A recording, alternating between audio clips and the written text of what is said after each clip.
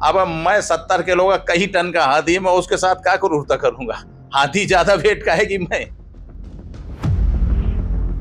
जब हम जुलूस में पहुंचे तो हाथी खड़ा था, तो लोगों ने कहा कि चेयरमैन साहब हाथी पे बैठ जाओ तो अच्छा रहेगा। बीएसपी पार्टी से संबंध भी रखता है, तो क्या ऐसा नहीं लगता? लोगों का मानना है कि आप कहीं ना कहीं पार्टी का प्रचार कर रहे थे।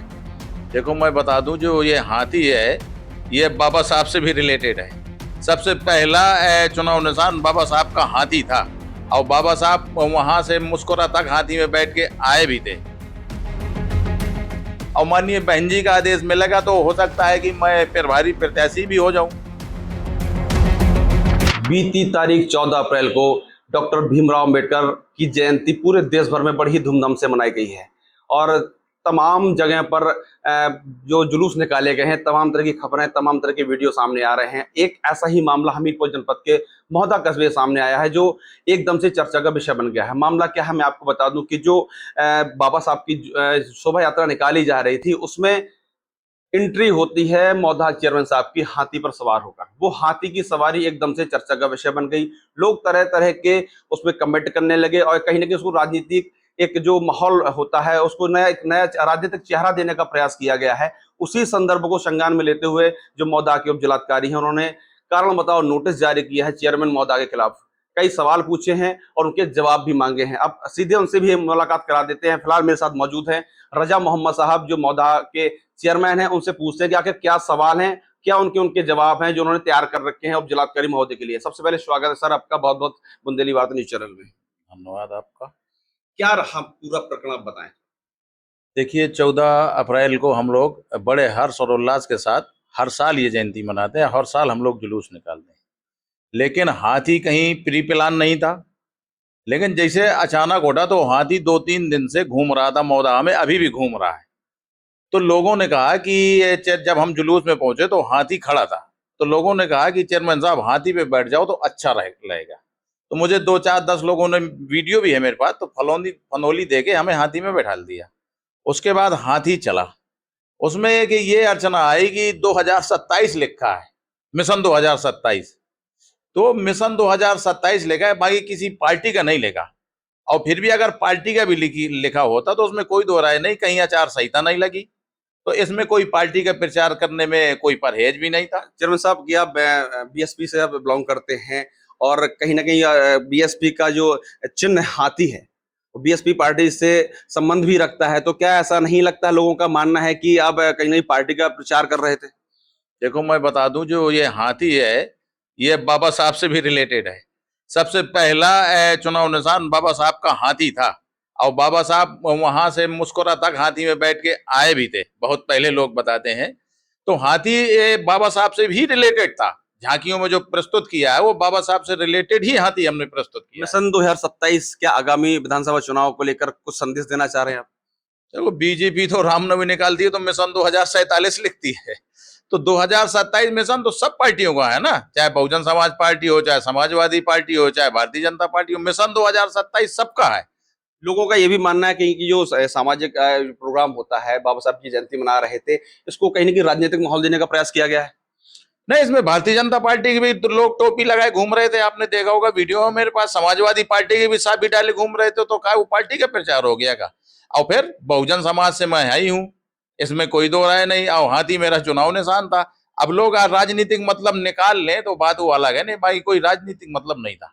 अच्छा, जैसे कि अब जिलाधिकारी महोदय ने आपको कारण बताओ नोटिस दिया, उनका ये मानना है कि डीजे बज रहे थे और बड़ा जुलूस था, तमाम जनमानस उसमें सम्मिलित हुआ था, लेकिन कहीं ना कहीं अगर तेज ध्वनि से, चूंकि जानवर है हाथी, अगर मानसिक स्थिति उसकी बिगड़ जाती, कुछ अगर निगेटिव चला जाता, तो उसकी रिस्पॉन्सिबिलिटी किसकी होती?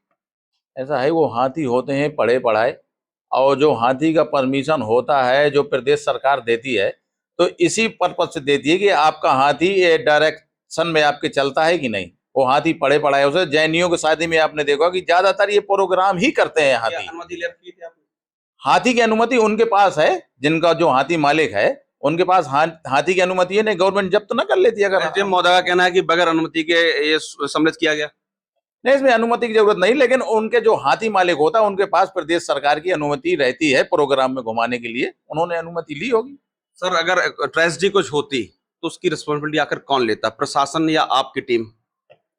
नहीं होती क्यों? वो तो सर्कस लोग देख के नहीं जाते हैं, कितनी भीड़ होती है, लेकिन वो हाथी सर्कस में पड़े पड़ाए होते, जो महावत होता है उनका ऊपर, वो उनके इशारे से ही चलता है। मैं देख रहा था कि जहां वो पैर मार रहे थे उसी तरीके से हाथी चल रहा था, इसमें कोई होता नहीं मुझे लगा। सर, सालों से इस तरह के जुलूस निकाले जा रहे हैं। मैंने इस बार भी देखा है कि इस बार आगामी चुनाव के चलते हर पार्टी के जो नेता हैं या जनप्रतिनिधि हैं, बड़े जोर शोर से और आगे बढ़ चलकर हिस्सा लिया है। तो क्या कहीं ना कहीं आपका भी ये संदेश था आगामी 2027 में चुनाव को देखते हुए कि एक मैसेज देना है बीएसपी अपनी पार्टी की तरफ से? देखिए, मैं बहुजन समाज का तो चुनाव निशान नीला झंडा हाथी निशान है ही है, और मांगी रह गई तो सब पार्टी आज की बाबा साहब की पुजारी हो गई है, क्योंकि वोट दिख रहा है बहुजन समाज का।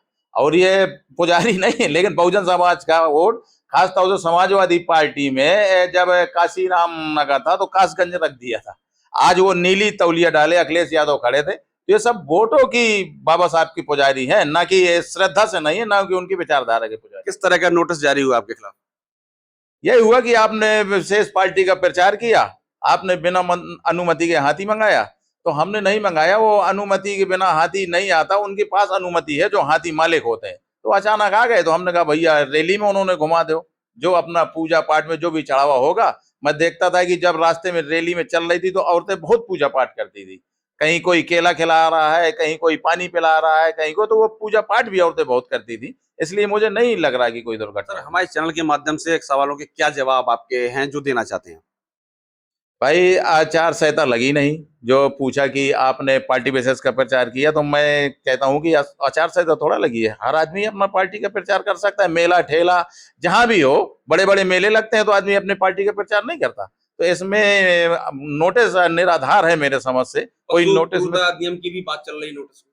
पशु क्रूरता अधिनियम तब होता है जब हम उसको मारपीट करें, उसको भूखन मारें, उसको पानी न दें।